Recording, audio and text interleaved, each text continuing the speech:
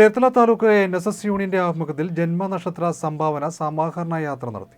Cherthala taluk NSS യൂണിയന്റെ ആഭിമുഖ്യത്തിൽ ജന്മനക്ഷത്ര സംഭാവന സമാഹരണ യാത്ര നടത്തി. വെള്ളിയാകുളം NSS കരയോത്തിൽ നിന്നും ആരംഭിച്ച യാത്ര taluk union president professor Elanji Radhakrishnan ഉദ്ഘാടനം ചെയ്തു.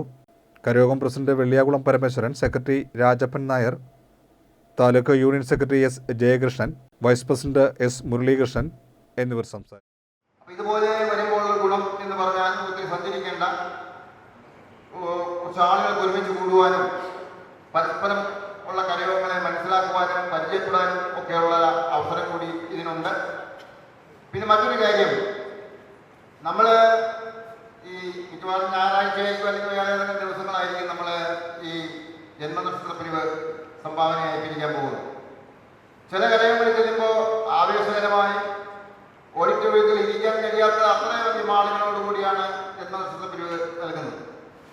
ചില കരയോഗങ്ങളിൽ ചെല്ലുമ്പോൾ അങ്ങനെയല്ല.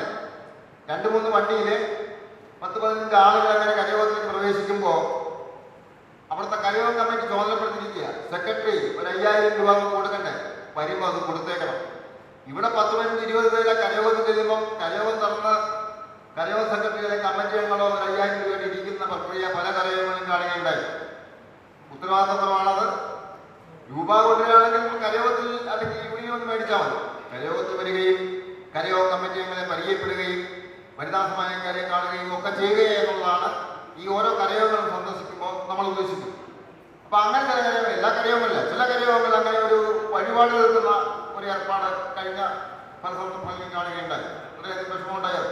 കാരണം ഇത്രയും ആളുകൾ യൂണിയൻ കമ്മിറ്റി പരിപാടികൾ സംഘടിപ്പിച്ച് സമയബന്ധിതമായി കാര്യങ്ങൾ നടത്തി പേരെടുത്ത് ചെല്ലുമ്പോൾ അതിനൊരു മാന്യതയോ അല്ലെങ്കിൽ വിലയോ കൽപ്പിക്കുന്നില്ലെങ്കിൽ